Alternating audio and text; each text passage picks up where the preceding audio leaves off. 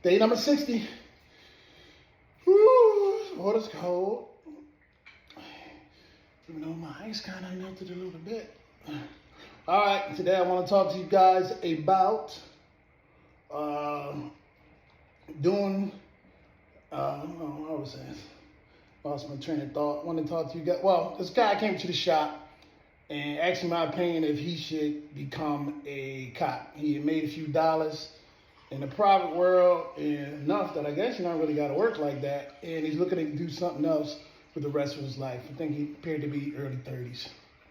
So I'm like, man, I'm a piece of dude. You know, I don't know if you should be a cop. I don't know you, but I said, well, have you always wanted to do it? And he was like, no, not really. So I'm like, ugh. So I thought, yeah, I don't know. You know what I mean? It's pretty dangerous. You may not, be up for the smoke.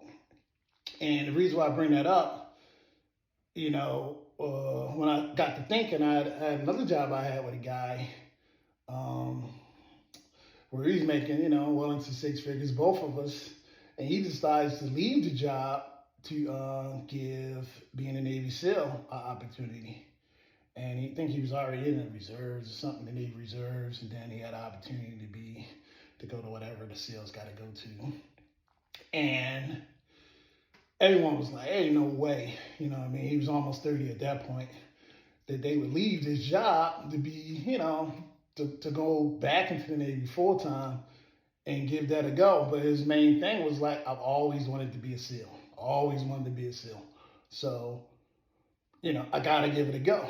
And from that standpoint, I totally agree that, if it's something that you want to do, you don't want to have the regret of not giving it a go. Now, long story short, that dude, he actually went, got pretty far along, broke his leg, couldn't finish.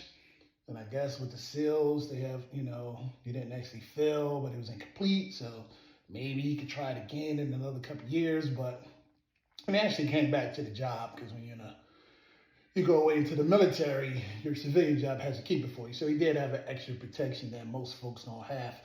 But the point was, he was not going to die with that regret of giving it a try. And I know when it comes to sports, with football, I regret how far I could have went, in my opinion. I had my second son when I was like 21, and then it was like, man, I gotta get to work. I had my first son when I was 16. So I'm like, man, I got time to be chasing my dream. But I was already signed up to go to school at Temple. I was gonna walk on after I was released from the Marines. And I was gonna go for mine, but I didn't. And I regret it to this day. Basketball, I have no regret. I tried out for my 9th grade basketball team. I failed miserably. Had a coach named Mr. Wood pull me to the side, say, hey man, I don't really think this basketball thing is for you. You know what I mean? I was pretty tall ever since I was 11. I've been 6'1" since I've been 11. But I stopped growing since then. So I might have grown a half an inch since I've been, 10 or 11. So it wasn't for me. And I have no regret in that regard because I know I gave it all I got and I just was not a baller like that. So I would say, you don't want to have regret. Is anything that I believe is worse than a failure is regret of not even trying.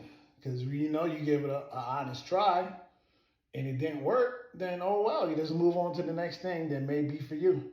All right, I'm out of here. This is, I guess pretty much 2 months, 30 days in a month. So this is my 2-month anniversary. Still plunging. Going 3 months next. No breaks neither. Peace. And check out my little ponytail. Now my wife is ponytailing me up. I got a little hang time. She straightened me out. Got me looking like a black Conan barbarian out this piece.